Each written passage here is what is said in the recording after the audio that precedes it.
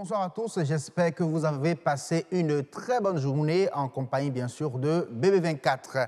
Merci de la terminer avec nous et d'enclencher bien évidemment votre soirée. Ce soir seront reçus sur les différents plateaux un ingénieur agronome, un gynécologue, un enseignant et bien sûr un manager de radio, de station de radio. On recevra tout à l'heure dans un instant. Alors je vous souhaite tout simplement la bienvenue avec la météo.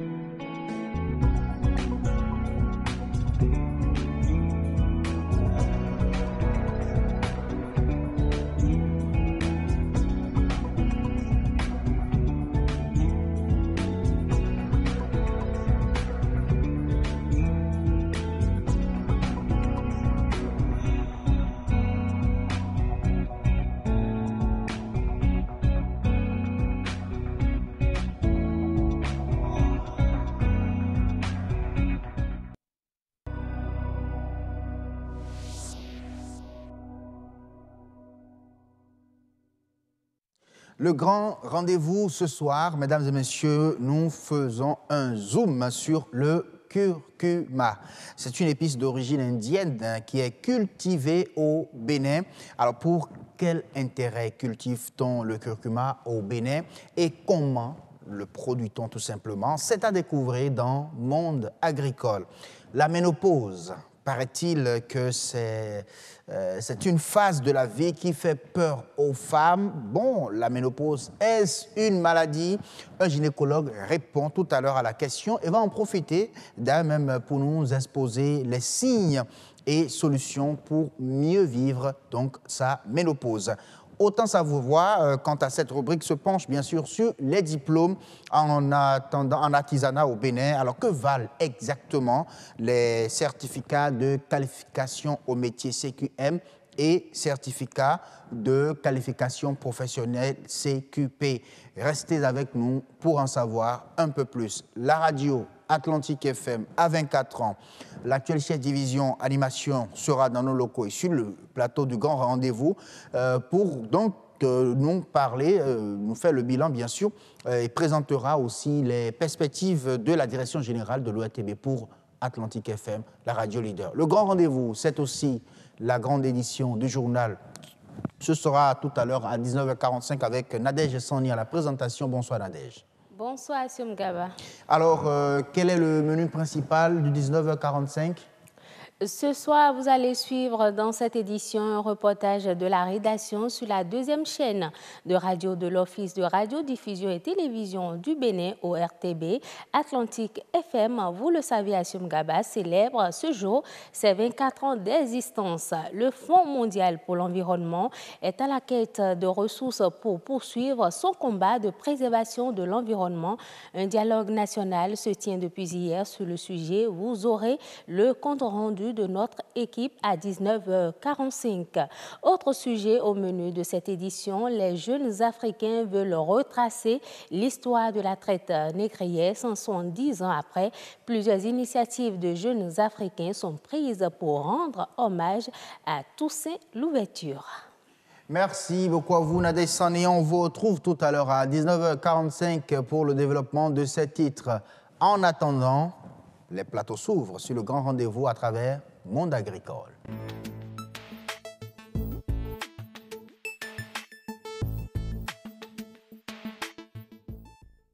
C'est Monde agricole, on fait zoom sur le curcuma. C'est une épice cultivée au Bénin, oui, épice d'origine indienne bien évidemment. Mais pourquoi on cultive donc le curcuma au Bénin et pour quel intérêt en réalité? On va répondre à tout ça juste derrière ce reportage de Estelle Pazou, oui, qui nous présente le curcuma. Regardez ce que c'est en réalité. Sous son feuillage vert, cette plante porte à la racine le curcuma. C'est une épice de couleur jaune vif de la famille du gingembre. Le curcuma est originaire d'Inde et de Malaisie, mais il s'adapte aussi aux conditions climatiques du Bénin. La production se passe très bien parce que le curcuma c'est adapté à nos contextes, le climat tropical, humide, du coup ça se passe bien. Peu importe le sol, si c'est un sol sableux ou bien un sol argileux, le curcuma se passe très très bien. En fond on dit le doter vovo, donc c'est la même famille, seulement que lui il est plus orange, plus jaune. Il y a encore peu, le curcuma était pour beaucoup l'inconnu de la gamme des épices. Visiblement, il s'adapte non seulement au climat tropical, mais encore, il joue d'autres rôles en association aux cultures. Le curcuma, c'est une plante aussi aromatique, elle n'est pas attaquée. Du coup, on fait beaucoup. Vous n'allez jamais voir une planche uniquement de curcuma, mais on met le curcuma sur chaque planche ou associé à tout ce qu'on associé au bourbourement, au forte-terre, au moringa, ou bien à la carotte, ou bien au chou. Parce que le curcuma, c'est une plante qui lutte aussi contre les ravageurs. Selon les responsables du Jardin de l'Espoir qui l'expérimentent depuis bientôt 3 ans, la production du curcuma n'est pas contraignante. Elle est même très simple. Moi, si je fais les récoltes de curcuma, si tu as déraciné les racines, il ne faut pas laver. Tu gardes ça quelques jours et tu vas prendre, emballer ça dans un sachet noir. Et tu mets là où il n'y a pas de lumière. Un mois après, tu vas voir les nez là vont commencer à sortir. Donc là, tu les casses un peu, tout petit peu, tu mets dans le sol. Un mois encore, tu vas voir, ils vont commencer à monter. 6 mois, c'est prêt à récolter. Un plant de curcuma, si ça donne bien, ça peut me donner jusqu'à 2,5 kg. Si ça ne donne pas, ça revient à 1,5 kg. Un plant de curcuma. Une planche de 24 mètres peut produire à hauteur de 50 kg. Une facilité de production et une rentabilité qui ne veulent dire qu'une seule chose. On a appris qu'on peut produire du curcuma et en grande quantité et c'est très rentable. Et on a même distribué, je pense que déjà en 2 ans, on a distribué à plus de 300-400 personnes des pieds déjà qu'on a germé ou bien des semences de curcuma déjà aux personnes. Encore appelé safran des Indes, le curcuma aurait des propriétés médicinales qui soignent les troubles digestifs, les problèmes de la peau et les douleurs osseuses.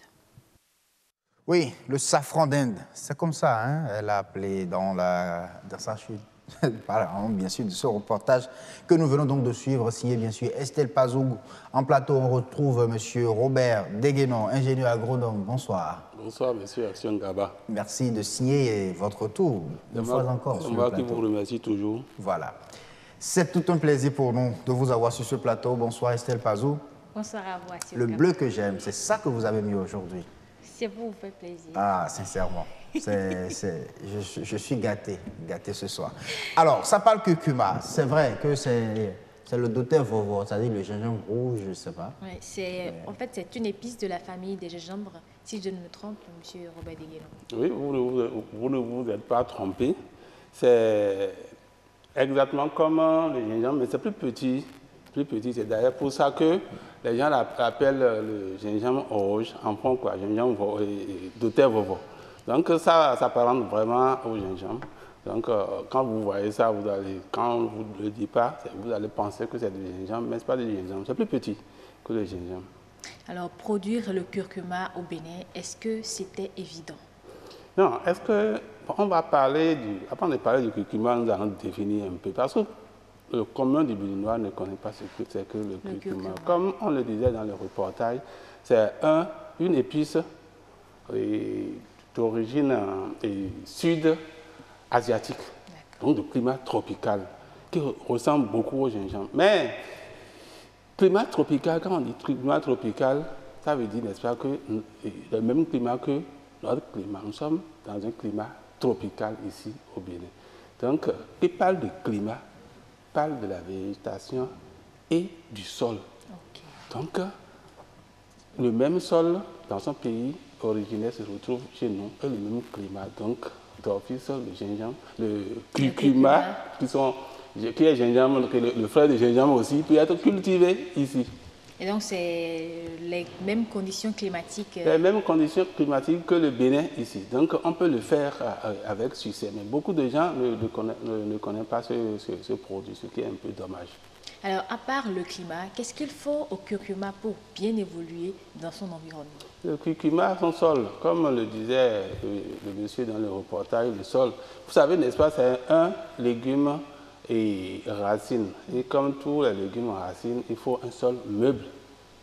Le curcuma aime les sols riches en humus. Quand il a un produit, quand la matière organique, l'engrais organique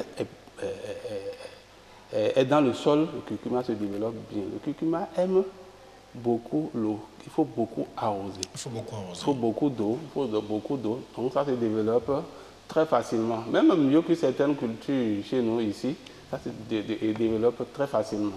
Mais on a suivi tout à l'heure qu'on peut cultiver le curcuma sur une terre arable ou même les terres aussi dures. Vous confirmez? Oui, je le confirme, mais ça se comporte mieux dans les sols et meubles. Okay. Parce que vous savez, c'est un légume racine. Donc ça doit se faufiler facilement dans le sol. Donc il faut que le sol soit assez meuble et riche en matière organique. Et le curcuma, est-ce qu'il faut nécessairement le cultiver sur une terre pleine ou bien on peut le mettre aussi dans un pot? Le curcuma, comme je le disais, c'est produit facilement. Et d'ailleurs, on doit le cultiver dans les deux conditions. Pour l'avoir tout le temps chez soi, nous pouvons le produire dans des pots comme une fleur. D'ailleurs, on peut même d'une pierre faire deux coups parce que c'est une plante qui a une végétation très très jolie, verte, n'est-ce pas? Vous pouvez faire ça dans des pots à la maison. Et quand vous en avez besoin, vous pouvez aller facilement récolter et utiliser à la cuisine. On peut aussi le faire à plein champ. À plein champ, c'est d'ailleurs vers ça que nous devons tendre pour pouvoir vendre le curcuma aussi bien à l'intérieur qu'à l'extérieur. Mais où trouve-t-on là les semences du curcuma? Les semences, il n'y en avait pas, mais actuellement, il y en a de plus en plus sur le marché. On peut trouver la semence et semer et produire facilement le curcuma, n'est-ce pas, au Bénin. Alors, notre interlocuteur dans le reportage, il a dit qu'il n'y avait pas de contraintes dans la production du curcuma. Pas du tout de contraintes. Moi, depuis près de 5 ans, j'ai découvert le curcuma. C'est comme une herbe. Ça pousse même mieux que nos herbes ici. Donc ça s'adapte très bien à nos conditions climatiques ici. Et c'est une épice vraiment très utile pour notre organisme. Moi, je l'appelle parfois un alicament, un aliment qui est en même temps un médicament. Ça fait quoi exactement? Ça fait beaucoup de choses. Je pense qu'on aura une autre émission pour en parler après. Et quand vous avez du curcuma dans une plantation de maraîchage, par exemple, oui, quel rôle est-ce que ça peut jouer? Non, ça joue un rôle économique, ça peut apporter beaucoup de devises. Ça peut jouer, parce que ce n'est pas attaqué par les nématodes comme d'autres cultures. Donc, on peut faire une bonne rotation avec. Si vous produisez une culture qui est attaquée par les nématodes, vous pouvez mettre après le curcuma. Et ça se développe très bien.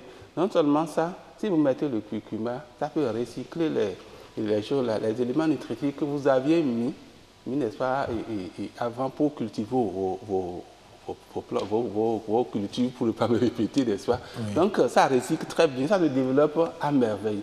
C'est une culture qui, moi je ne connais pas de ravageurs, de maladies de curcuma. J'en ai fait dans mon champ. Actuellement, j'ai près de 35 planches de curcuma dans mon champ. C'est un truc qui se développe très facilement, mais qu'on ne connaît pas, le commun des Béninois ne connaît pas.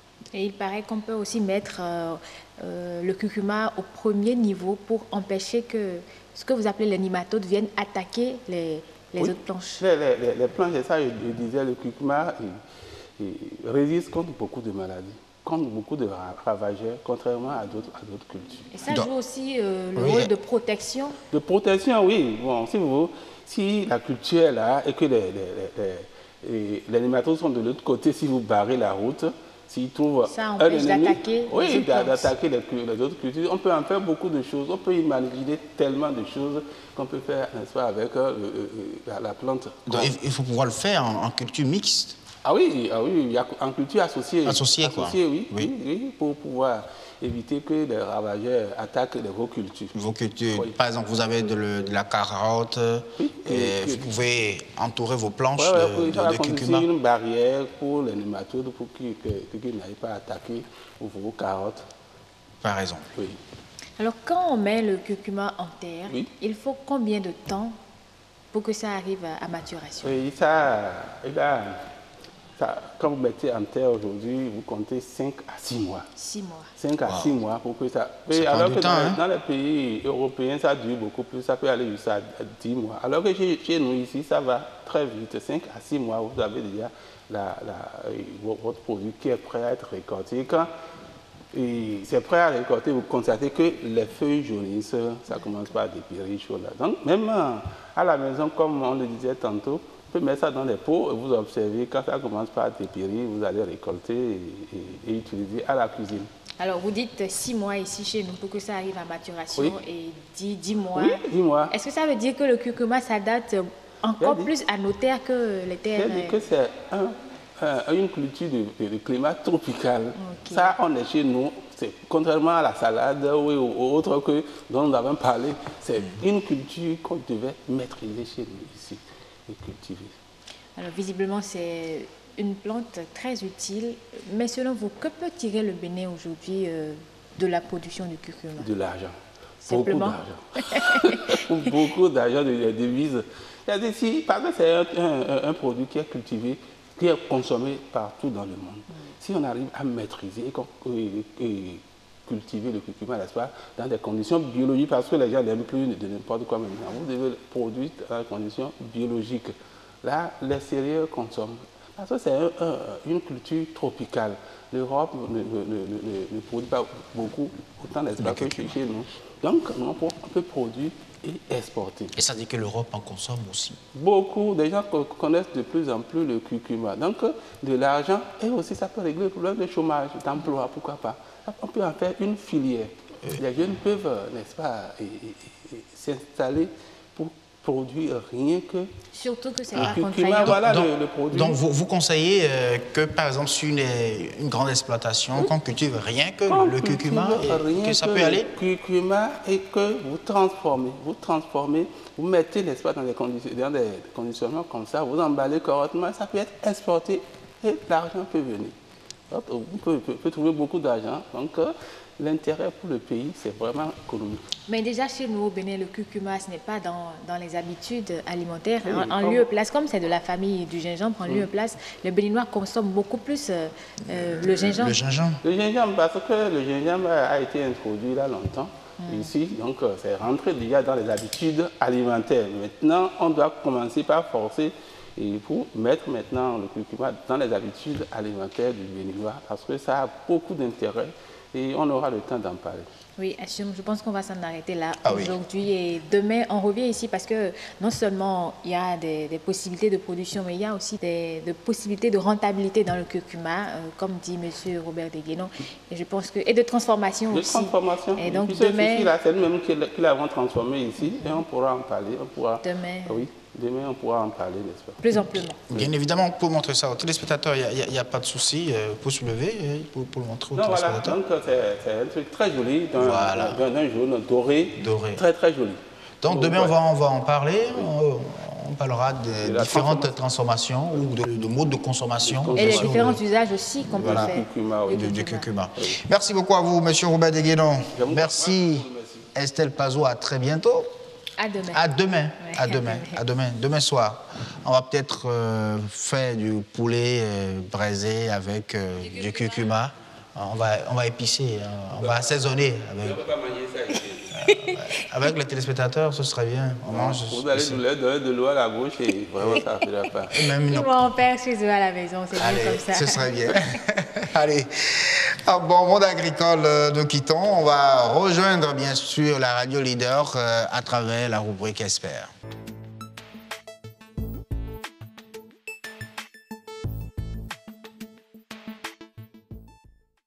Oui, Atlantique FM a 24 ans ce jour, une chaîne de radio qui a connu plusieurs générations de journalistes et de techniciens. À 24 ans, on reçoit l'actuel chef division animation de cette radio. Il s'agit de Issa Amadou. Bonsoir. Bonsoir à Siom Gaba, bonsoir également à tous les téléspectateurs qui nous écoutent actuellement. C'est un plaisir pour moi d'être sur ce plateau, justement, ce jour, comme vous l'avez dit, 24 ans d'anniversaire d'Atlantique FM. C'est un jour mémorable pour moi, pour les autres et pour vous aussi. Ah oui, bien évidemment, c'est vrai. On avait pris 24 ans, ça se fête comment, Issa Amadou? 24 ans, comment est-ce que justement cela se célèbre? C'est vrai qu'on a voulu faire un peu les choses dans la modestie, dans la solennité également, dans la sobriété également, comme c'est le vocabulaire actuel.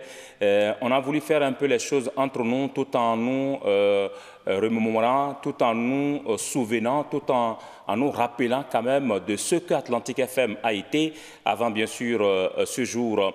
Allez, on a tout simplement pensé à une série de productions, également d'émissions en direct. Vous n'êtes pas sans savoir qu'avant vous et moi, eh bien, Atlantique FM a connu quand même pas mal de têtes eh bien, qui ont animé diverses émissions. Des gens également qui se sont sacrifiés, qui ont travaillé matin, midi, soir eh bien, pour que Atlantique FM soit. Donc tout au long de cette journée, ça a déjà commencé avec Grain de Soleil, c'est la matinale sur Atlantique FM où on a quand même ouvert un peu l'antenne aux auditeurs parce que c'est les maîtres de Atlantique FM, c'est les patrons de Atlantique FM. C'est grâce à eux que nous sommes là. Donc on a pu quand même ouvrir un peu l'antenne à ces derniers pour qu'ils disent déjà ce qu'ils aiment sur Atlantique FM et ce qu'ils aiment également voir désormais sur Atlantique FM. Donc ça a été un échange entre bien sûr les animateurs de Atlantique FM et également eh bien, ceux-là, les auditeurs. On a fait également de cette journée une journée où on a pu quand même donner la parole à tous les anciens chefs-service de Atlantique FM, eh bien, depuis Marius Balogun, Joseph Ogouchi, Maman Aguet, Jean-Jonas Tossa, Samuel Eliga, jusqu'à l'actuel. Donc, on a essayé quand même de leur donner la parole pour que cela nous parle de ce qu'a été Atlantique FM et de ce qu'ils ont pu faire, justement. Alors, vous avez retenu quoi de leurs propos, de ces différents chefs-service? Allez, on a retenu beaucoup de choses, Siom Gaba. On a retenu beaucoup de choses parce que Atlantique FM, c'est toute une histoire. Et chacun de ces chefs-service a son histoire un peu à raconter. Qu'est-ce que je vais vous dire? Je dirais tout simplement... Des anecdotes, par exemple. Des anecdotes, justement, avec qui, là, je ne sais pas s'il faut commencer par Joseph Ogouchi. Oui. Qu'on qualifie de chef-service le plus rigoureux, voilà.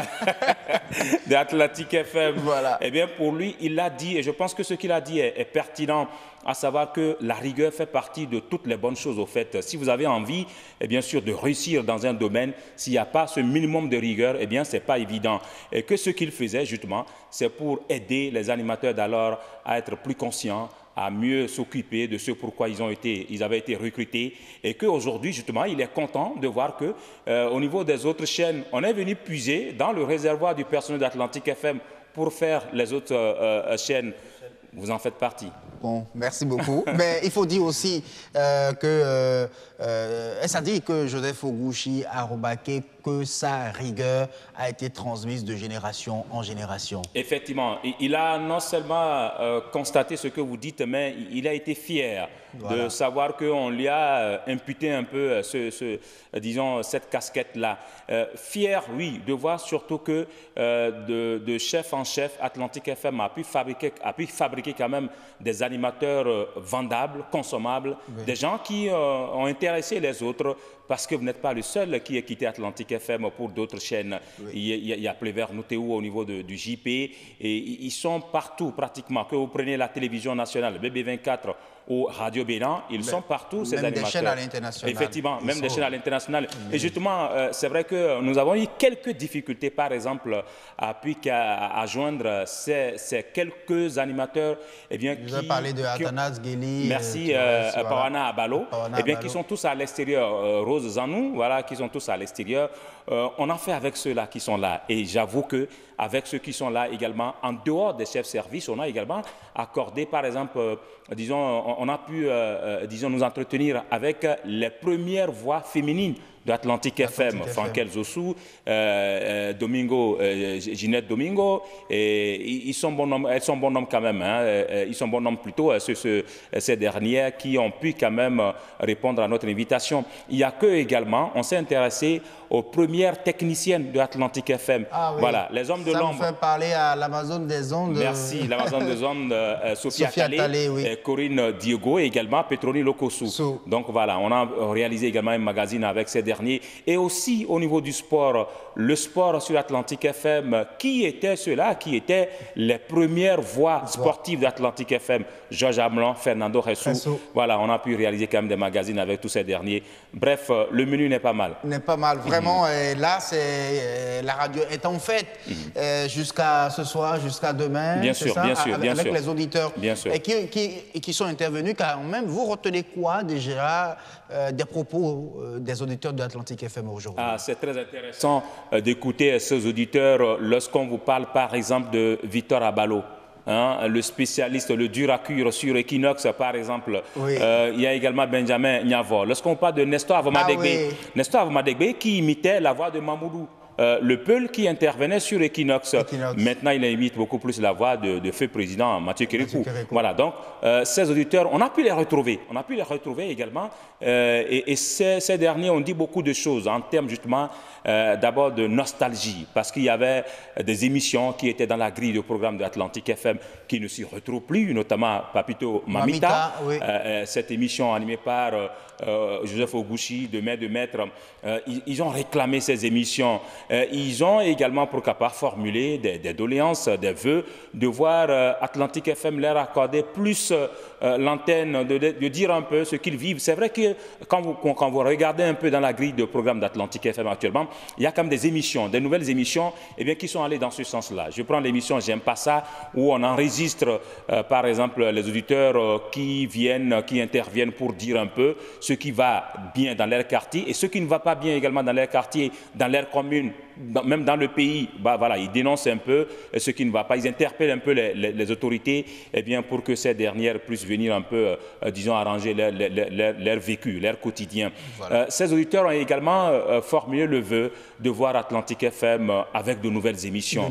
Et ça, nous y attachons. Alors, est-ce que cela fait partie donc des perspectives de la direction générale de l'ORTB et surtout de l'équipe dirigeante de Atlantique FM? Effectivement, c'est des perspectives et nous croisons les bras, nous croyons dur comme fer que ces perspectives vont se réaliser parce que nous sommes bien sûr attachés, rattachés même avec la direction générale et également avec la direction de la radio, avec l'actuel chef-service Jacques Carbi à Kérékoro. Nous sommes là en train de travailler justement aux côtés de la direction pour que justement ces perspectives-là, à savoir d'abord une nouvelle grille avec des émissions que réclament déjà ces auditeurs, puissent être une réalité, que Atlantique FM soit également mieux capté, pourquoi pas, dans tous les départements, oui. Et surtout que le son également, la qualité également d'écoute, la captation soit également améliorée. Donc c'est autant de perspectives. Il n'y a que aussi avec les auditeurs, on a envie tout simplement de former cette famille-là. À Lokossa, vous avez l'amicale des auditeurs d'Atlantique FM. À Dassa, vous avez l'amicale des auditeurs d'Atlantique FM. À Banté, vous en avez également. Donc un peu partout. Comme quoi la radio Atlantique FM reste toujours leader, c'est ça? Ah oui, c'est la radio leader.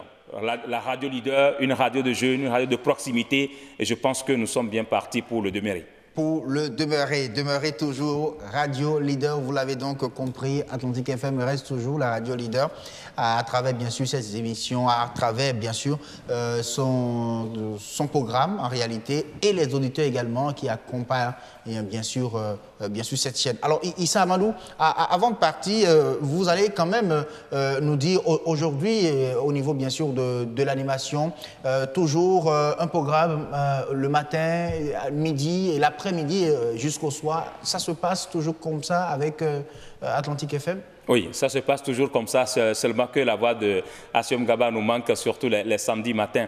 Oui, tous les matins sur Atlantique FM, du lundi au vendredi, vous avez bien sûr ce réveil-là, cette matinale qu'on appelle Grain de Soleil. C'est une émission, c'est un petit magazine, vous avez un peu de tout.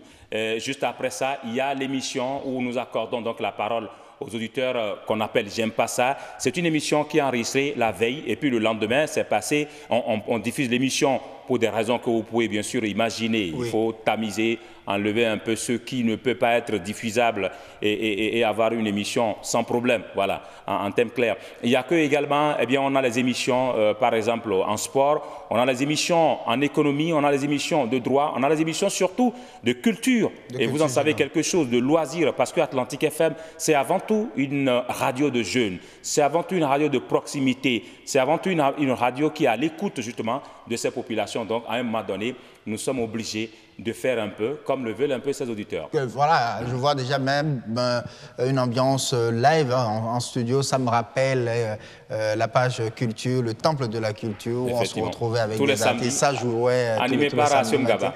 Bon, ben voilà, ça se passe très bien. Et là, je suis très content de retrouver, bien sûr, mon cher Atlantique FM, toujours en mouvement, et bien dirigé aussi par une équipe en place. Aussi, nous vous félicitons et vraiment vous encourageons. Et on espère bien que Atlantique FM va continuer toujours. Et comme vous l'avez dit, elle reste toujours la radio leader.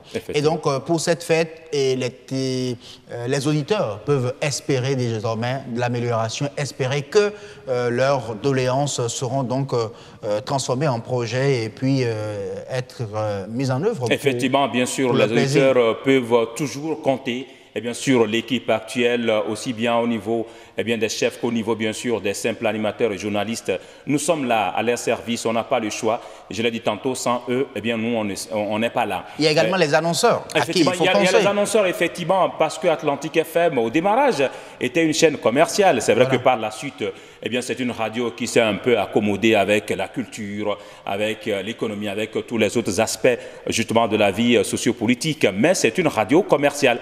Donc, nous sommes ouverts, justement, eh bien, à tous les partenaires, à tous les sponsors. Eh bien, ils n'ont qu'à venir, justement, nous voir et nous allons certainement nous entendre sur un certain nombre de choses pour que ces derniers aient cette visibilité. Avant de quitter ce plateau, je voulais juste avoir une pieuse pensée pour celui-là que vous connaissez. Il a été l'un des artisans sûrs de Atlantique FM 2F, on l'appelait, Fulgence Fluric Kwaozotti, qui a été également ici jusqu'à sa disparition. Il nous a quittés il y a quelques années.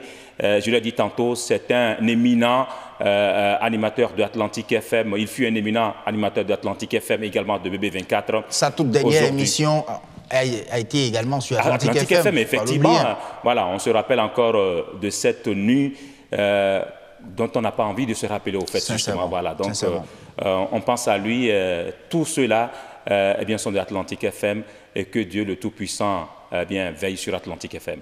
Merci beaucoup à vous, Issa Amadou. Je rappelle que vous êtes le chef service, chef division animation, bien sûr, de Atlantique FM. Bien des choses à tous les collègues, bien sûr, de l'autre côté, également à tous les auditeurs qui sont aussi téléspectateurs de BB24. Merci beaucoup à vous, Issa Amadou. À très bientôt. Merci donc à vous, Issa Amadou, de partager en tout cas cette festivité avec nous sur le grand rendez-vous de BB24.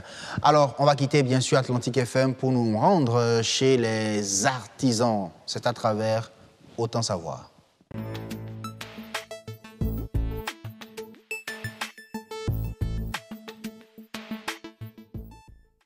Autant Savoir aujourd'hui nous présente le CQM et le CQP, c'est-à-dire certificat de qualification au métier et le certificat de qualification professionnelle.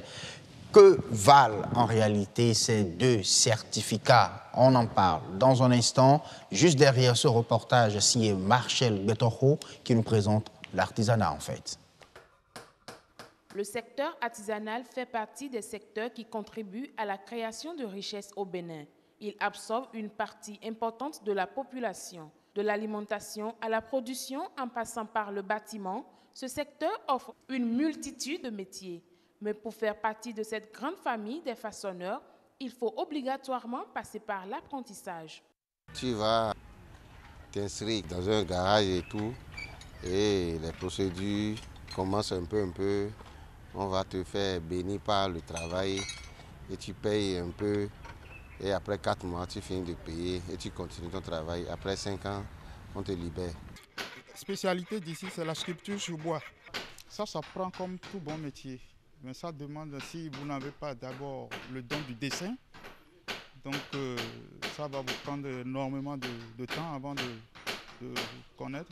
Et d'abord, c'est un métier qu'on ne connaît jamais fini. Une étape qui prépare l'apprenti à l'examen du certificat de qualification des métiers d'art CQM.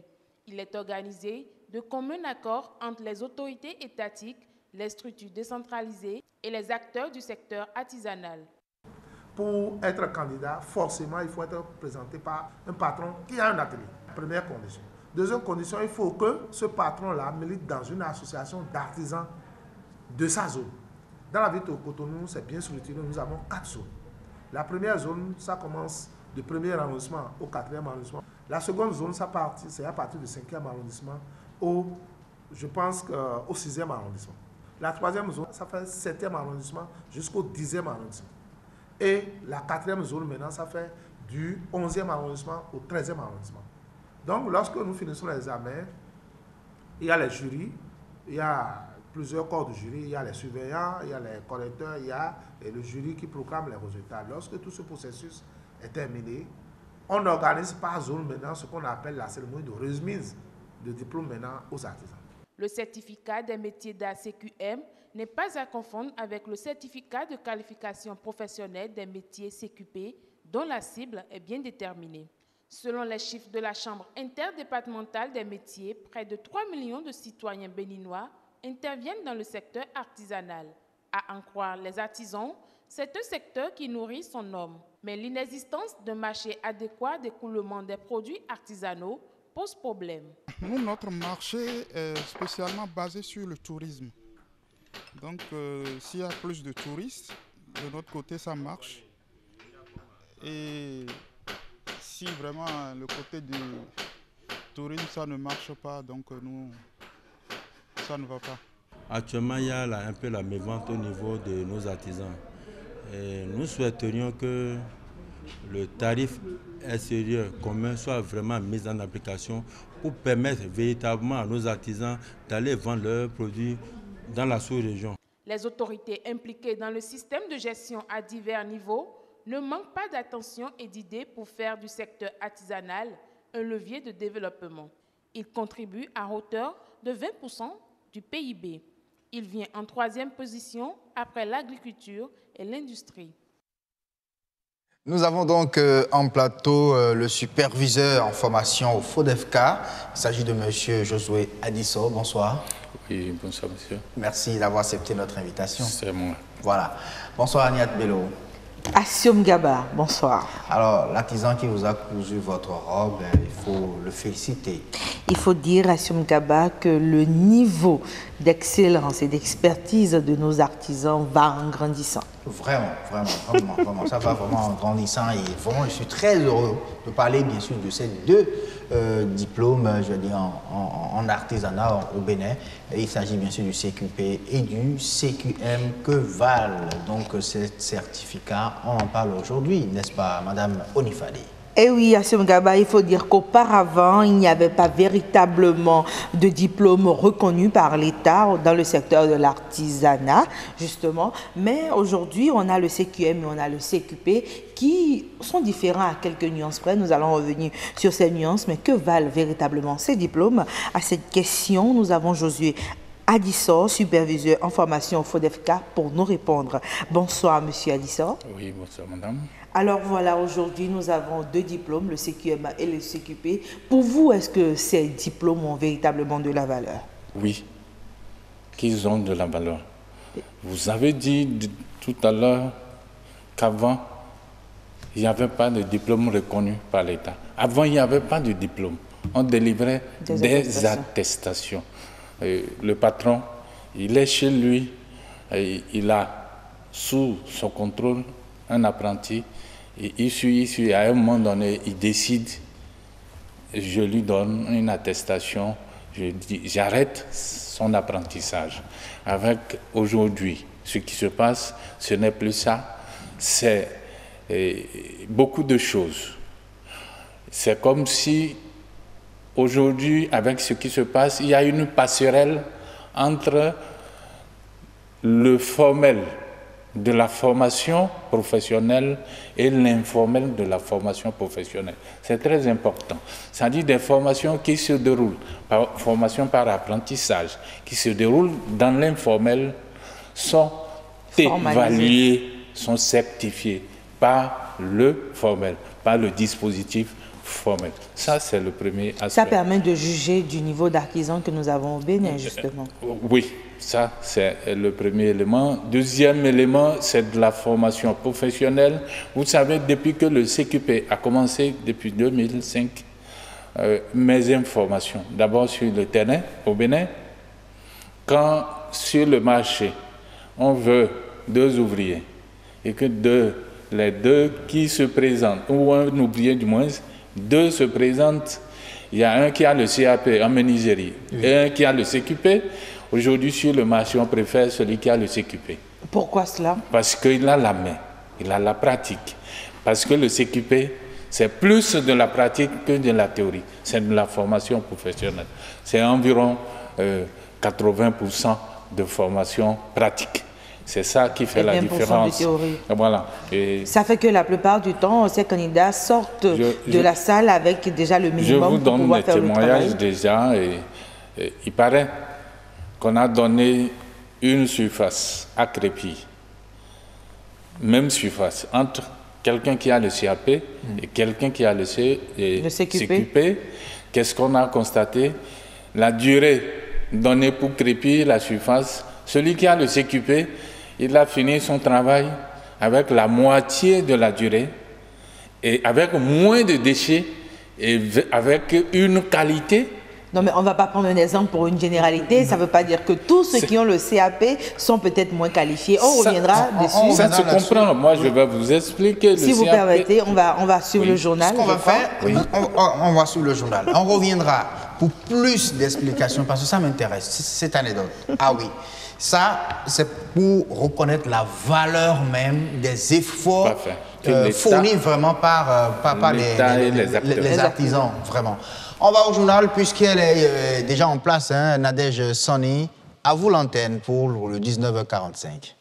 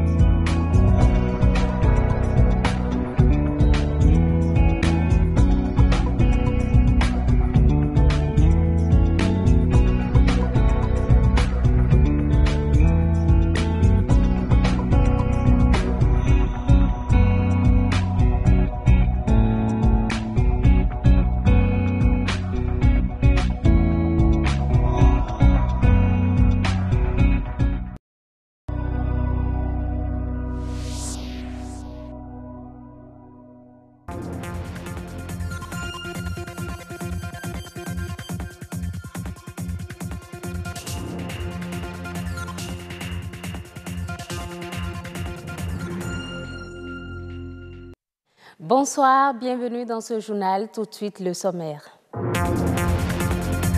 Atlantique FM a 24 ans ce jour, la deuxième chaîne de radio de l'Office de radiodiffusion et télévision du Bénin, ORTB. Malgré tout, résiste au remous. Son équipe est constituée essentiellement de jeunes.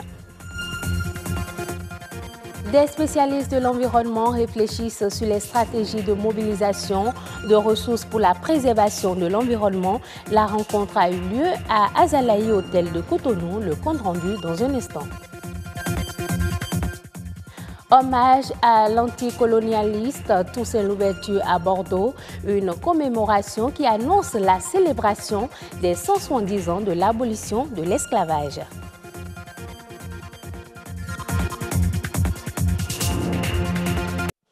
Créé le 9 mai 1994, Atlantique FM a 24 ans aujourd'hui. 24 années qui n'ont pas été sans remous. Mais la deuxième chaîne de radio de service public résiste. Son atout, une équipe de jeunes solidaires dans le travail. On fait un tour dans les locaux de la jeune radio, sœur de la radio nationale. Auréole Ayeyon, Rodrigue Babagbeto, nous y emmène.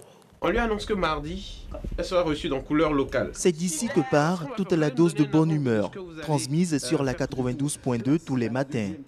Nous faisons ainsi une incursion sur une des émissions quotidiennes de Atlantique FM, la matinale.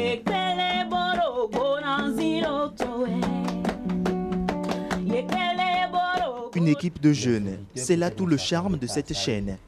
Pour qui présent depuis plus de 10 ans ou qui présent depuis des années en moins, l'amour pour la chaîne est unanime, la raison identique sur toutes les lèvres.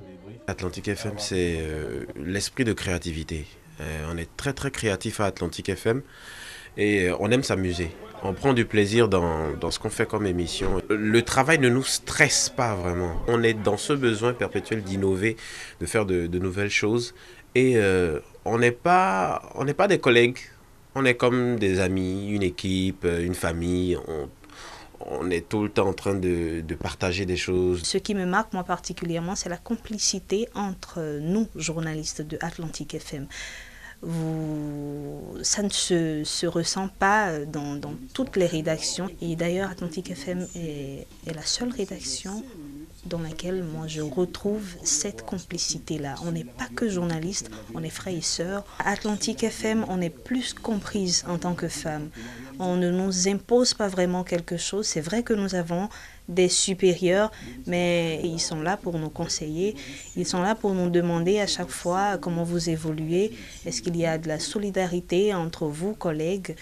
Créé le 9 mai 1994 avec pour cible principale la jeunesse, Atlantique FM aura connu plusieurs dirigeants, ce qui ne l'a pas empêché de rester fidèle à sa vision 23 ans après. La vision n'a pas changé. La démarche peut-être à un moment donné a changé, mais on reste toujours dans ce même créneau, à savoir faire de Atlantique FM une radio de jeunesse. Et Atlantique FM continue de l'être. Lorsque vous jetez un coup d'œil dans la grille des programmes, par exemple, vous avez toute une panoplie d'émissions animées par des jeunes et qui s'intéressent beaucoup plus également à la jeunesse. Ce qui a changé, c'est d'abord les hommes. Je pense qu'après tout, c'est d'abord les hommes, puisque 24 ans dans la vie d'une institution, dans la vie d'une radio, c'est beaucoup de choses.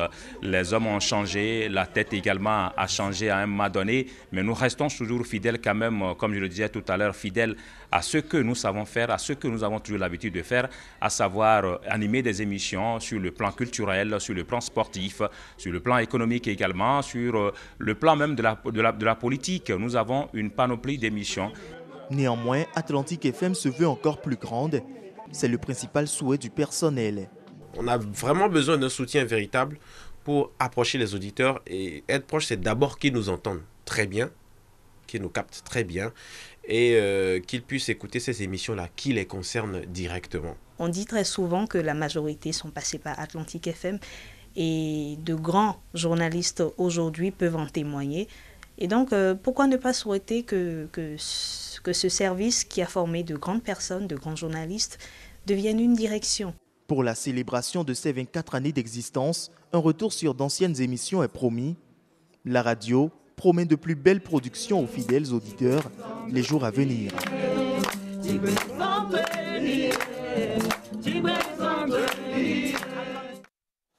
Mobiliser des ressources pour une reconstitution du 7e cycle du Fonds pour l'environnement mondial. Un dialogue national de 2 jours se tient à cet effet. Les travaux se déroulent à Cotonou et vont se pencher sur les nouvelles orientations du Fonds. Reportage Francis Faton, Amandine Aniamousso.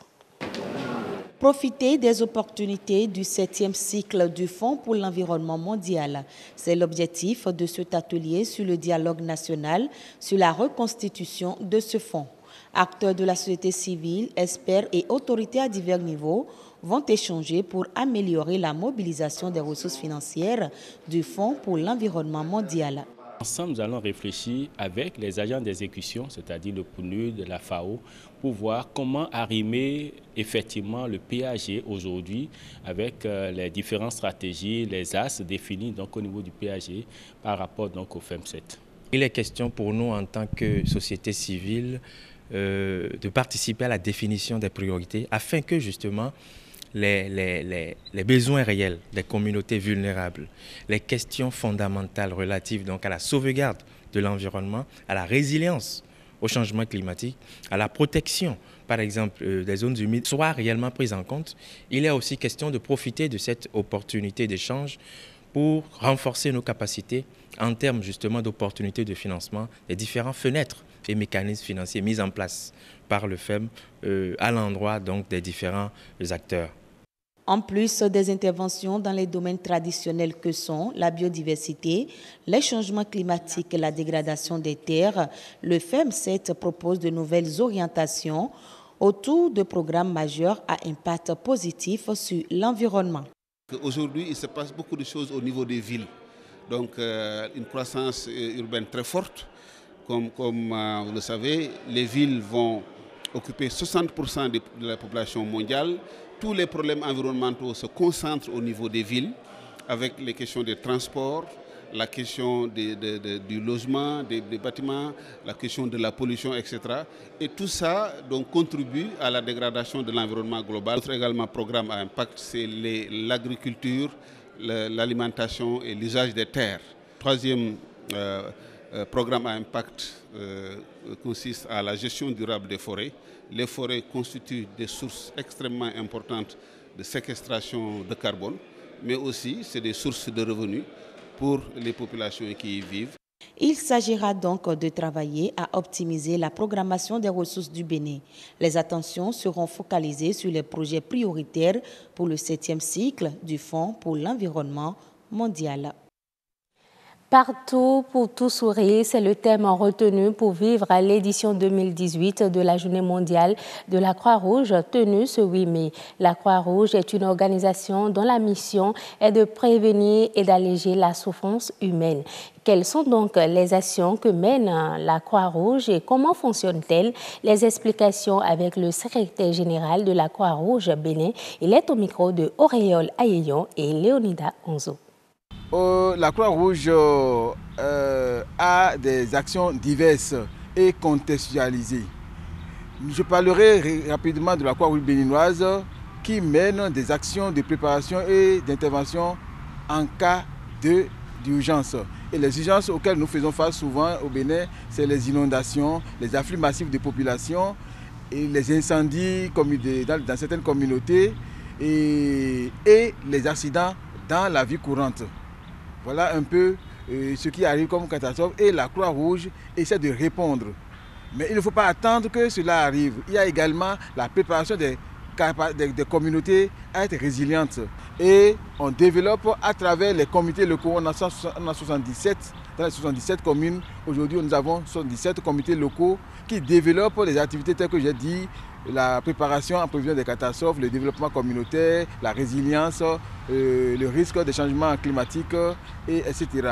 Donc voilà un peu comment ça se passe. La journée mondiale inaugure une période de 15 jours où nous lançons vers les entreprises, vers les sociétés, vers les généraux donateurs de façon globale pour qu'ils puissent nous soutenir pour envie d'aller vers les plus vulnérables de nos communautés. Donc je pourrais dire simplement, aidez-nous à aider. L'Afrique de l'Ouest détient le tiers des réserves de pétrole et de gaz naturel du continent. C'est une annonce faite lundi dernier à Abidjan par Sediko Douka, commissaire énergie et mines de la CEDEAO. La région ouest africaine, qui compte 330 millions d'habitants, fournit également 10% de manganèse, 8% de la bauxite et 7% de l'uranium mondial. Des chiffres qui motivent la CEDEAO à afficher sa vision d'une industrialisation des secteurs miniers et pétroliers. En Côte d'Ivoire, les populations de Bouaké, deuxième ville du pays, vivent une pénurie d'eau. Au cours d'un passage dans la région, le représentant de la Banque mondiale a annoncé un appui financier de 5 milliards de francs CFA pour accélérer la mise en œuvre de solutions d'urgence. Je l'annonçais à l'entame de cette édition, à l'approche des commémorations de l'abolition de l'esclavage il y a 170 ans, plusieurs dizaines de personnes rendent hommage à la figure anticolonialiste Toussaint Louverture à Bordeaux, en France, longtemps accusé de passer sous silence son rôle dans la traite des esclaves. La capitale girondine, sous l'impulsion de plusieurs mouvements associatifs noirs africains, lance plusieurs initiatives pour faire mieux connaître cette réalité historique. Suivez le récit de Herman Amégan sur les images de l'AFP. Dépôt de gerbes devant la statue de Toussaint Louverture, expression d'amertume, animation culturelle. Ces Africains de la diaspora, dans cette effervescence, se souviennent encore de l'esclavage dont ont été victimes leurs ancêtres. Dans cette traite négrière qui a vu déporter des milliers d'Africains en France et aux Amériques, la ville de Bordeaux était l'une des plaques tournantes. Bordeaux est le deuxième port négrier. Il y a 500 bateaux qui ont été armés par les armateurs bordelais et qui ont fait le commerce triangulaire. Mais quand on parle de l'histoire négrière de Bordeaux, ce n'est pas seulement l'histoire des armements, des bateaux qui ont été armés, c'est aussi les plantations coloniales. Donc Bordeaux était le premier port colonial, loin devant Nantes. Les Bordelais se sont enrichis, plus enrichis grâce à l'esclavage que grâce à la traite en tant que telle. Cette histoire, ils ne veulent pas qu'elle soit effacée. Mieux, ces descendants d'esclaves travaillent à ce que la mémoire de leur père soit immortalisée. Ici, sur cette avenue, se trouve la statue de Toussaint Louverture, natif d'Alada au Bénin et père de l'indépendance d'Haïti. Plusieurs actions sont donc en train d'être menées pour la reconnaissance de ce pont de l'histoire de l'Hexagone et de Bordeaux en particulier. La mémoire de l'esclavage à Bordeaux va évoluer puisqu'Alain Juppé a validé 10 propositions pour renforcer la visibilité du travail de mémoire dans l'espace public et notamment le fait que ce buste de Toussaint Louverture soit plus visible, mieux mis en valeur et qu'on puisse avoir un ensemble d'éléments pédagogiques autour du buste sur l'histoire de Toussaint Louverture et aussi sur l'histoire de l'esclavage et de la traite négrière. C'est une avancée fondamentale, c'est une victoire du combat associatif. Il y a également toutes ces propositions autour de la pédagogie, puisque l'intérêt de cette histoire de l'esclavage, ce n'est pas de ressasser la douleur, la souffrance, c'est de voir les créativités, les inventions, comment cette histoire a totalement transformé nos vies. Et c'est dans la transmission que ça se fait.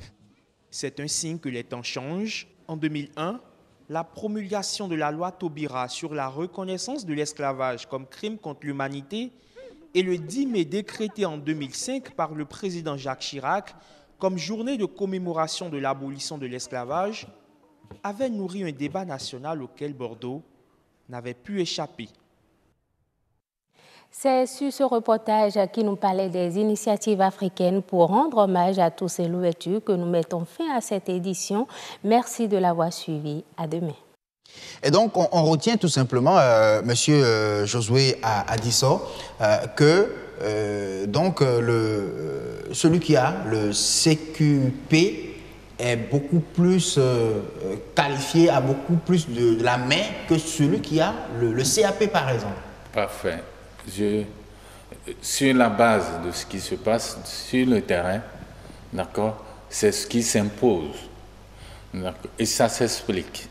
Je dis pour le CAP, quand vous allez dans les lycées, ça c'est l'enseignement technique, oui. Ce n'est pas de la formation professionnelle. Oui. Quand vous vous renseignez, on dira dans la semaine, la pratique n'est que pour 8 heures environ. Par contre, pour le CQP, d'abord, c'est une formation de type dual, formation duale, 2 lieux. Il y a d'abord l'atelier et un centre de formation professionnelle pour compléter. Dans l'atelier, il est là pour faire de la production et c'est à travers la production qu'il apprend. Oui. Quand il vient dans les centres de formation professionnelle et les centres de métier ou centres privés de formation professionnelle, c'est également 50% de pratique et 50% de théorie. Et c'est quoi même la théorie? Et qu'est-ce qu'on fait? Il y a 8 heures à passer. Il vient une journée dans le centre. Sur les 8 heures, il a 4 heures de pratique au niveau de l'atelier. Oui, au niveau de l'atelier du centre de formation. Et les 4 heures qui restent, il fait 2 heures de théorie professionnelle, 1 heure de culture générale et puis 1 heure de français fonctionnel. Le français fonctionnel, ça nous permet de savoir accueillir le client, de savoir désigner ses outils, etc., etc. La culture générale, c'est ce qu'on appelle les compétences de vie. Voilà. Et l'hygiène, l'assainissement, et les maladies sexuellement transmissibles, la planification familiale, etc. C'est tout ça qui se fait à travers la culture générale. Et donc, vous voyez, même au centre, il a encore 50% de la durée de ce jour pour faire de la pratique. On fait de la pratique. Quand tu es au centre, pour passer de la première année, le niveau 1 au niveau 2, puisque le CQP s'obtient sur 3 ans, oui.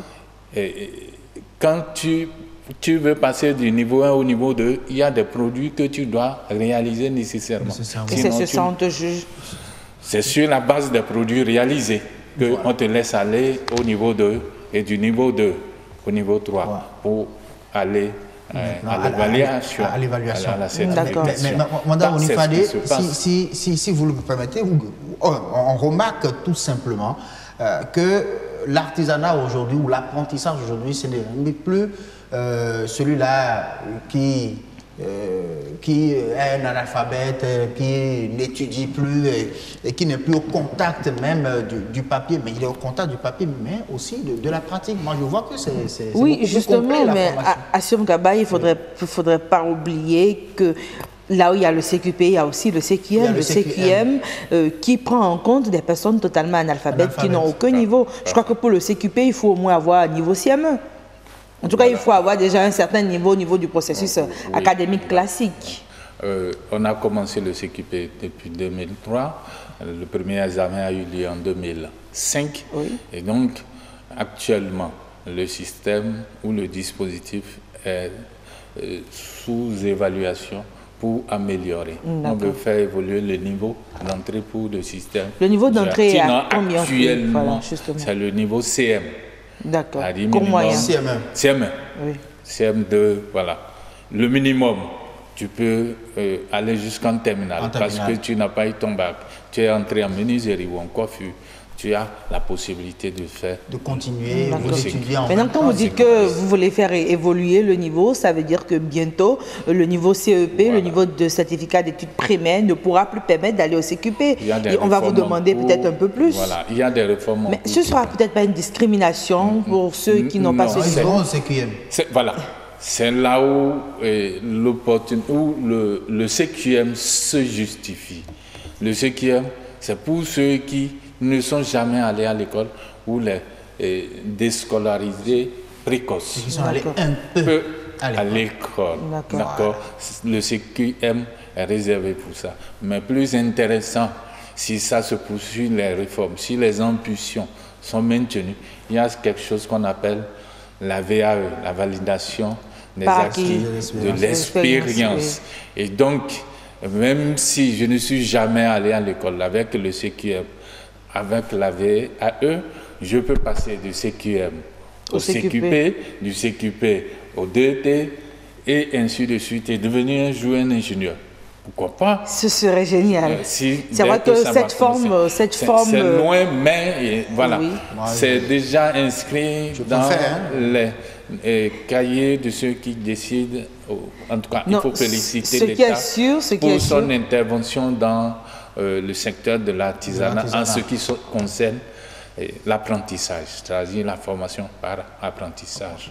D'accord. Alors, la différence entre CQP et CQM, ça a commencé déjà. C'est par rapport au profil d'entrée pour le CQP, CQM, mais également au niveau de l'envergure des compétences, le nombre de compétences. Voilà. Et quand je prends vous y mettez quoi? Quand je prends couture, par exemple, quand vous avez le CQP couture, vous pouvez confectionner des tenues hommes, des tenues femmes. Par contre, quand on vient au CQM, on a le CQM couture homme. Et le CQM couture femme. Très bien. D'accord. Et c'est pareil. Quel exemple Mais dans le domaine de la couture, par exemple, vous faites bien de le citer, il paraît qu'il y a plusieurs types de couture. Est-ce que c'est de la haute couture? Est-ce qu'avec ça, tu peux peut-être ambitionner devenir styliste, devenir créateur et tout ça? Ou c'est juste le niveau classique qu'on connaît? On forme pour avoir des ouvriers de type nouveau qui ont de qualifications reconnues officiellement, l'État. Et qui peuvent s'exporter? Voilà. Et ça s'exporte déjà au moins les produits en couture. Et entre-temps, dès que le CQP a commencé, j'aurais appris, je n'ai pas eu confirmation, mais il paraît qu'aujourd'hui, les pays voisins, les pays africains, le Bénin, des gens viennent de là-bas, ils viennent ici acheter des tissus, ils demandent à confectionner des tenues qu'ils amènent chez eux pour une vente. Oui. C'est grâce au CQP aujourd'hui qu'on a cette possibilité, parce que la qualité de la prestation est améliorée. Ça a évolué, ce que vous voyez. Je reviens également sur toujours le CQM. Je dis, avant,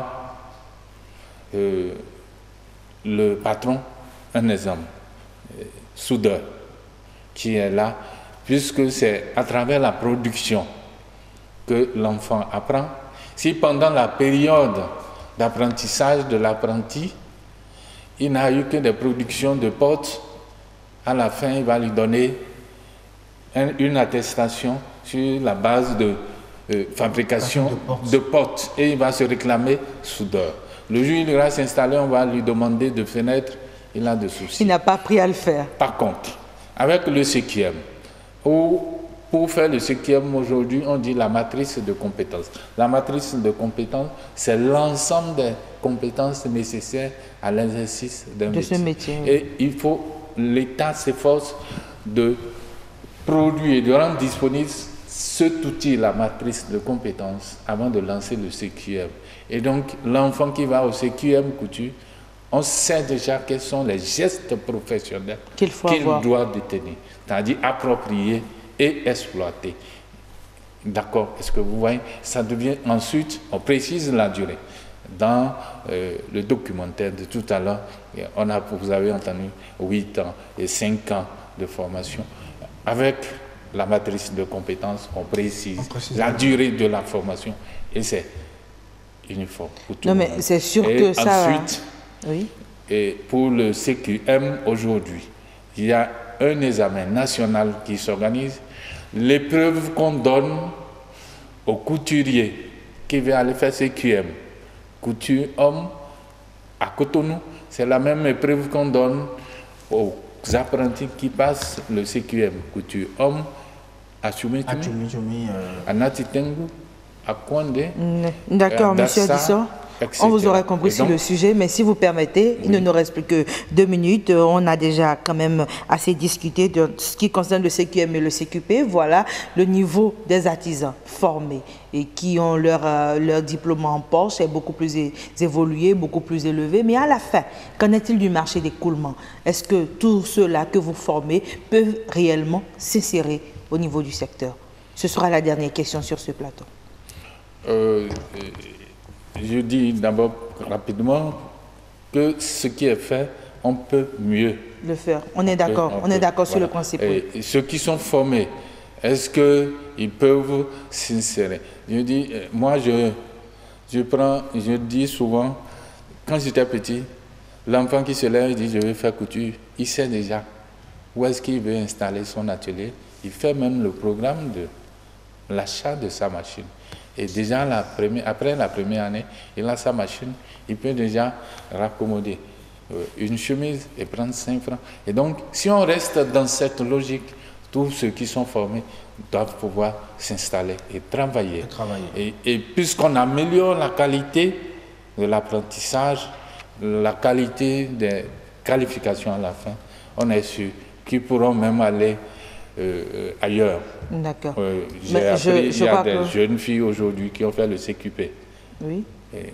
Coiffure et qui sont aux États-Unis pour travailler. Oui, mais même bien avant le CQP, on avait déjà des coiffeuses qui voyageaient. Moi, j'en connais, oui. Voilà, il y a un projet à Porte-Novo, je pourrais vous donner le nom. Il y a un monsieur qui a conduit un projet qui a permis de ramasser ou de constituer un nombre de jeunes filles, un certain nombre de jeunes filles qu'on a amené là-bas compte tenu de la pratique. De la pratique, vraiment.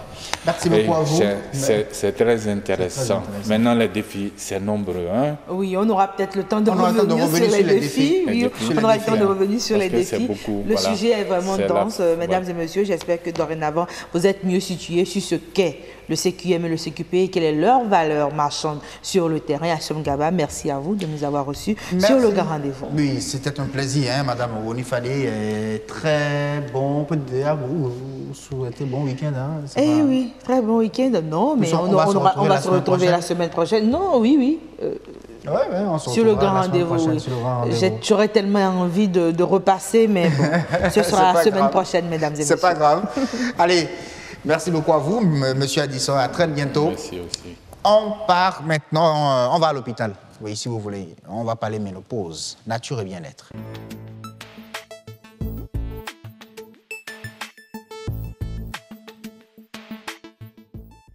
La ménopause, c'est une phase de vie. Hein. Paraît-il que ça fait peur aux dames. Mais pourquoi? Est-ce que c'est une maladie en réalité? On va en parler avec Heureuse Danondé. Elle-même viendra. Oui, notre spécialiste santé maison, tout simplement. Allez, on suit d'abord ce reportage réalisé par Heureuse et Peggy Baguidi. La femme cesse de procréer à un stade donné de sa vie. Ceci n'est pas volontaire, mais s'impose à son corps. Le phénomène normal, selon les gynécologues, est appelé la ménopause. Il faut dire que quand on parle de la ménopause, on distingue deux périodes. La période de la périménopause ou de la préménopause qui dure environ 5 à 7 ans. Puis après, survient la ménopause même qui va se caractériser par l'absence des règles pendant une période de 12 mois successifs. C'est une période normale de la vie d'une femme qui est en fait la cessation de l'activité de la vie reproductive de la femme. Quoique normale, la ménopause surprend toujours la femme. La nécessité de savoir reconnaître les signes avant-coureurs reste donc de mise. Alors, en quoi consistent ces signes? Le premier signe qui amène souvent les femmes à consulter, c'est les bouffées de chaleur. La femme va commencer à ressentir des bouffées de chaleur qui vont la prendre vers l'abdomen, vers le thorax, qui vont remonter vers le visage. Le deuxième signe, c'est la sudation, surtout nocturne. Elle va se réveiller en sueur la nuit avec ses paumes de main et la plante des pieds qui sont totalement moites, une sensation très désagréable. C'est également la perturbation de l'activité sexuelle liée en fait à la sécheresse des muqueuses. La baisse des hormones va entraîner une sécheresse des muqueuses, notamment de la muqueuse vaginale, ce qui va se traduire par parfois des démangeaisons au niveau de la vulve et évidemment du fait de la sécheresse des rapports sexuels qui deviennent douloureux. Il y a d'autres signes, la nervosité, l'irritabilité. Donc il faudrait que les hommes comprennent que lorsque, au cours de cette période-là, les femmes deviennent irritables, c'est juste les hormones qui sont en train de parler. Ce phénomène se manifeste chez toutes les femmes, mais de diverses manières. Par exemple, les femmes qui prennent du poids, qui sont, excusez-moi le terme, grosses un tout petit peu, vont vivre de façon moins accentuée les troubles là, parce que la graisse va se transformer par des mécanismes biochimiques en oestrogènes qui vont de fait diminuer les troubles. Il y a également une perception culturelle. Dans certaines sociétés comme en Asie par exemple, le fait de passer au stade de la ménopause traduit une plus grande responsabilité. Et la femme va se sentir plus valorisée. Donc, elle vivra un peu mieux peut-être ces troubles-là. L'âge moyen de la ménopause reste encore constant dans le monde, 50 à 51 ans. En Afrique, 53 ans. Voilà, un reportage de Heureuse Danone Peggy Baguidi. Heureuse qu'on retrouve bien sûr sur le plateau. Tout à fait, Assioum. Bonsoir. Bonsoir, Assioum Gaba. Ah oui, comment allez-vous? Je vais très bien. Alors, aujourd'hui, on devait recevoir avec vous Monsieur Saïd Latoudi, le gynécologue, pour mieux détailler beaucoup plus la question concernant bien sûr la ménopause. Est-ce que c'est une maladie? Oui. Ben, il n'est pas là. Malheureusement. Vous avez raison, certainement. Ah oui, tout à fait. Il faut le comprendre. Les médecins, bon, c'est vrai, ils vont servir les téléspectateurs en étant sur ce plateau, mais avant tout, ils doivent servir les patients. Voilà. Et il a eu 2 opérations chirurgicales à réaliser. Il est au bloc. Il a terminé, il devait nous rejoindre quand il y a eu d'autres urgences. Il nous a rappelé qu'il ne pourra pas être là. Donc, on n'a pas le choix, on ne peut que accepter cela. Mais demain, il sera là pour nous apporter les détails. On espère bien qu'il y aura d'autres urgences demain. on l'espère vivement. Tout en espérant. Tout en espérant. Plaise à Dieu, il sera sur ce plateau. Mais quand même, il faut dire que c'est un phénomène naturel, comme on a dit, la ménopause. Donc, ce n'est pas une maladie? Ce n'est pas une maladie, mais face à tout ce qu'il y a comme signe, surtout les manifestations de la ménopause chez certaines femmes, parce que ça ne se manifeste pas de la même manière. Okay. Certaines vont bien vivre la chose, mais d'autres très difficilement. On a dit tout à l'heure que les femmes qui ont un peu de l'embonpoint, qui sont un peu rondes... Les femmes comme ma Peggy Baguidi qui a réalisé l'élément avec moi... sont à l'aise avec leur ménopause. Mais les femmes comme vous, c'est des problèmes. C'est des problèmes. Mais bon, il faut quand même dire que sur ce plateau, je ne suis pas encore ménopausée. Donc, je ne vis encore rien. Je ne vis encore rien de toutes ces difficultés-là. À l'approche de la ménopause, l'âge de la ménopause, commencez pas à bien manger, mangez beaucoup, prenez du poids. Et là, vous allez mieux vivre votre ménopause, n'est-ce pas? Mais bon, c'est juste pour vous taquiner. C'est vrai. Oui. Mais il faut dire que demain, l'invité sera là précisément pour nous parler de la ménopause précoce. Surtout. Parce que là, il y a certains médecins qui disent que ça, c'est une maladie. Parce qu'il y a un certain nombre de choses qui causent cela, même si ce n'est qu'un %, 1% seulement des femmes qui vivent la ménopause précoce, il y a quand même des conséquences très lourdes, très lourdes sur leur psychologie et sur leur physique. Donc, on lui a demandé d'être là demain pour nous éclairer. On aura également un nutritionniste la semaine prochaine pour nous dire quel régime adopter lorsqu'on est ménopausé.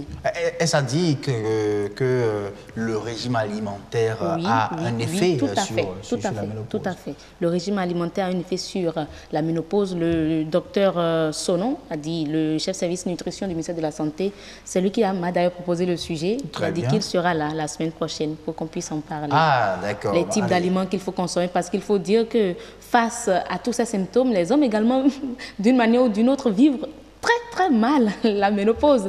Ils ont des répercussions. Le médecin, oui, il y a des répercussions sur, pas leur santé, mais sur la communication dans le foyer. Le dialogue, le médecin l'a dit, les rapports sexuels sont difficiles quand la femme est ménopausée et tout ça. Il y a des bouffées de chaleur, elle est très souvent nerveuse. Comprenez que c'est la ménopause. La corde, comme on le dit chez nous. Elle est rouquin. Donc voilà un peu, on aurait vraiment aimé la voir sur le plateau parce que les femmes vivent, surtout celles qui vivent très mal la ménopause, on aurait aimé leur apporter un certain nombre d'informations sur le sujet. Et donc, chers téléspectatrices ou téléspectateurs, mais téléspectateurs aussi comment accompagner votre femme en ménopause, la femme ménopause, parce que les hommes également souffrent d'une autre manière de la ménopause, mais chez eux, on parle de l'andropause. On ne va pas qu'il y a cessation nette de procréation, non.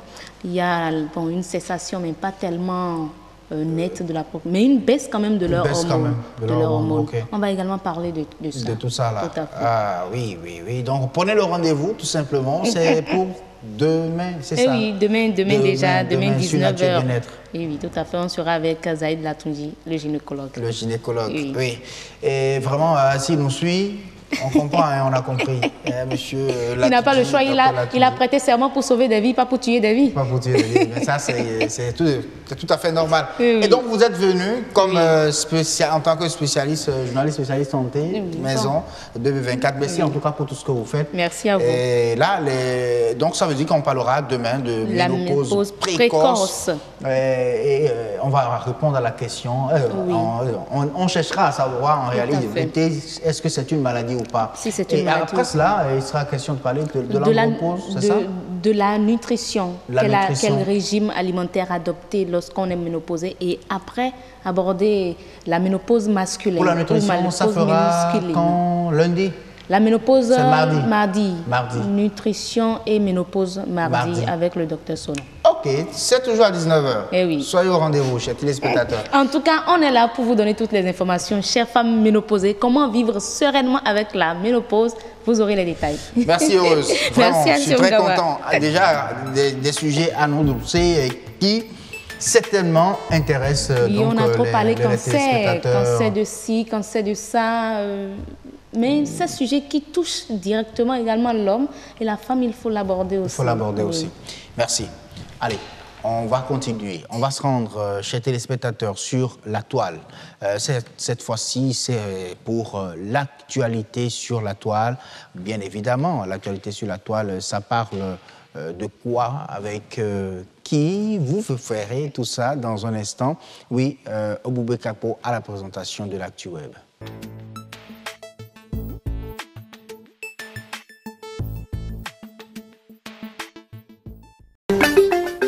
Mesdames et messieurs, amis de la revue du web, bonsoir. L'actualité sur la toile ce mercredi reste quelque peu dominée par le Festival de Cannes. Mais cela n'a pas empêché les sites de relais d'autres informations. Au Bénin, ce sont les dégâts liés au phénomène cyclique des inondations qui ont intéressé la nouvelle tribune.info. Le site renseigne qu'à peine la saison pluvieuse a démarré et l'eau dicte déjà sa loi. À titre illustratif, 2 établissements scolaires ont déjà subi des dommages.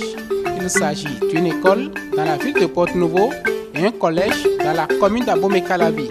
Le bilan fait état d'une salle de classe affaissée avec à la clé un écolier gravement blessé d'une part et plusieurs salles de classe décoiffées d'autre part.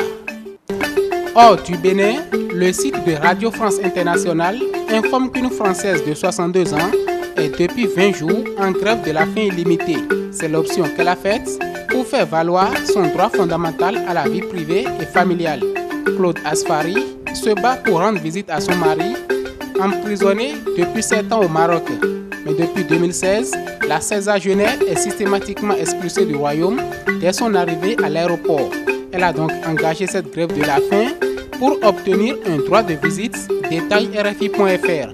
À la rédaction de Vraiment, ce n'est pas une grève de faim. Le magazine a carrément fermé la baraque. Selon le monde.fr, mais aussi 20minutes.fr, les 3 fondateurs de cet hebdo, lancé le 21 mars 2018 avec une rédaction de 16 journalistes, ont décidé de suspendre la parution. Principale raison, ils n'auraient pas trouvé leur lectorat.